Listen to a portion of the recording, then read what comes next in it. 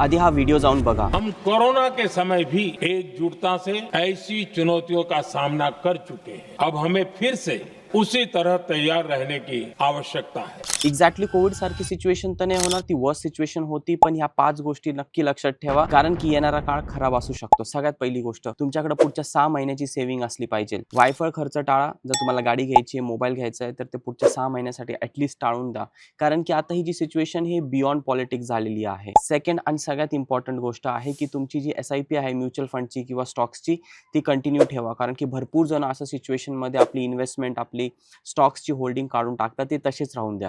तो सेकंड आणि third point इथे क्लिअर झाला।